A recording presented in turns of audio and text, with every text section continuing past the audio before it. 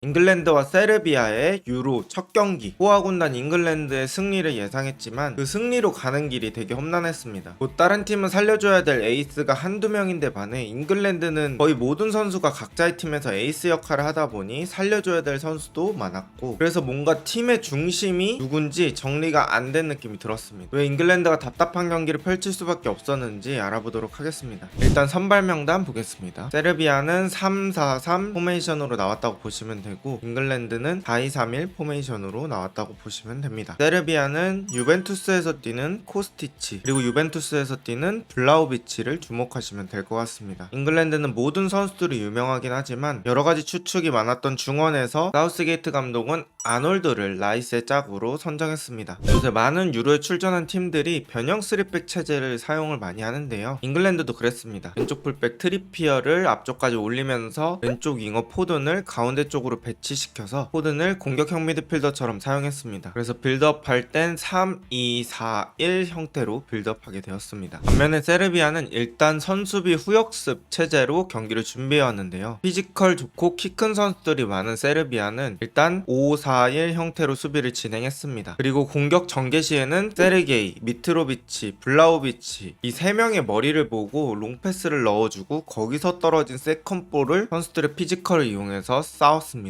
세르비아는 이렇게 단순한 플레이를 전개했다고 보시면 됩니다. 저는 이 경기에서 세르비아의 수비 형태가 되게 인상적이었는데요, 기본적으로는 마지막 라인에 5명, 그리고 그 앞에 2명을 배치하면서 5-2 형태는 항상 유지를 했습니다. 기본적으로 중앙의 수비 라인을 두텁게 만든 뒤에 사이드 쪽에 있는 선수들이 가끔씩 내려와 주면서 5-4-1 형태로 수비를 진행합니다. 그리고 이렇게 포든 같은 선수가 이 포켓 공간이라고 하는 수비와 수비 사이 공간에서 공을 받으려고 했는데, 이 공간을 특히나 세르비아가 신경 쓰면서 포켓 공간으로 공이 못 들어오게 잘 막아냈습니다. 그리고 이런 식으로 벨링엄 같은 선수가 수비 라인 사이에 들어가서 공을 받으려고 노력합니다. 근데 벨링엄이 공을 받자마자 기본적으로 2명 이상의 선수들이 붙어주면서 벨링엄한테 피지컬적인 도전을 합니다. 세르비아 선수들이 워낙 체격이 좋고 압박하는 능력이 좋아서 이런 데서 계속 잉글랜드의 템포가 툭툭 끊깁니다. 세르비아는 뚫리려고 하면 그냥 파울을 범했고, 잉글랜드 공격의 연속성을 최대한 줄이려고 했습니다. 이렇게 공격의 속도가 안 나는 잉글랜드가 선수들의 순간적인 능력과 클래식한 방법으로 득점을 만듭니다. 여기 만들어져 있는 뒷공간에다가 워커가 스루패스를 넣어주고 사카가 뛰어들어갑니다. 그리고 이 공을 사카가 안쪽으로 올립니다. 이때 벨링엄을 보시면 안쪽으로 뛰어들어가고 있는데 아무도 마크하는 선수 없이 뛰어들어가고 있습니다. 해리케인이 앞으로 뛰어가면서 선수들을 끌고 가고, 해리케인은 비록 헤딩을 하지 못했지만 뒤에 따라오는 벨링엄이 사카의 크로스를 마무리하며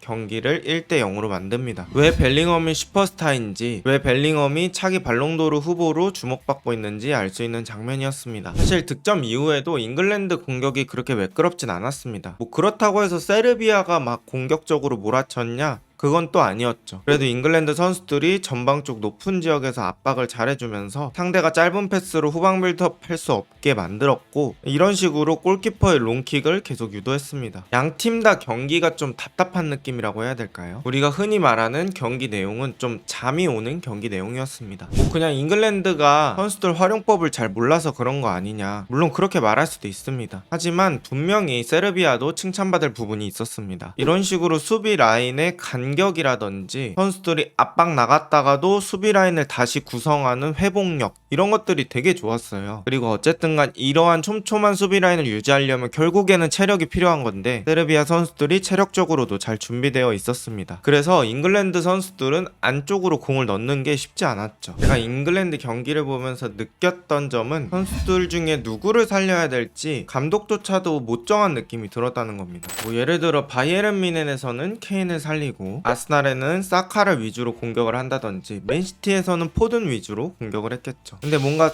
각자 팀에서 다 잘하는 선수들이 모여있다 보니 어떤 선수가 공을 받았을 때 그 선수 주위로 지원 가거나 혹은 뭐 스크린을 쳐주거나 하는 그런 모습들이 별로 없었습니다. 그런 것들이 주로 벨링엄의 고립을 만들었는데요, 예를 들면 이런 장면이죠. 포든이 안쪽에 있는 벨링엄에게 공을 주고 자신은 앞쪽으로 뛰어갑니다. 그렇게 되면서 벨링엄은 공을 잡고 리턴을 내줄 선수가 아무도 아무도 없어요. 순간적으로 5명의 세르비아 선수에게 둘러싸이게 됩니다. 결국엔 여러 명의 선수에게 둘러싸인 벨링엄은 공을 뺏기고 말죠. 이런 장면들이 경기 내내 많이 반복이 됐습니다. 또 오늘 선발 명단에 아놀드를 기용했는데요. 아놀드를 기용했다는 건 아놀드의 킥 능력을 적극적으로 활용하겠다는 얘기겠죠. 리버풀에서 보여주는 모습으로 생각을 해봤을 때는 아놀드가 반대쪽으로 빵빵 롱킥을 때려주는 장면들이 많았어야 하는데 잉글랜드에서는 그런 모습도 많지 않았습니다. 반대 전환할 각이 많이 나오지 않았으면 이탈리아가 했던 것처럼 한쪽에 과부하를 걸어서 트리피어만 반대쪽에 남겨놓는다든지 이런 식의 세부 전술이 필요했는데 그런 것들은 전혀 느껴지지 않았고 아놀드를 그냥 일반적인 선수처럼 사용한 느낌이 들었습니다. 결국에는 후반전도 전반전과 비슷한 내용으로 경기가 계속되다가 경기가 1대0으로 끝납니다. 일단 다음 경기에서는 어떤 선수를 핵심 역할로 사용할지, 어떤 선수를 그 핵심 역할에 지원 선수로 사용할지 이런 것들을 좀 정해야 된다고 생각합니다. 그리고 이렇게 아놀드를 쓸 거라면 아놀드가 아닌 갤러거나 마이누 혹은 콜파머까지 고려를 해봐야 될 것 같습니다. 그리고 세르비아는 승점을 얻지 못한 건 아쉽지만 90분까지 충분히 흐트러지지 않고 체력 수준을 유지할 수 있었던 게 되게 좋았다고 할 수 있겠네요. 오늘 영상은 여기까지입니다.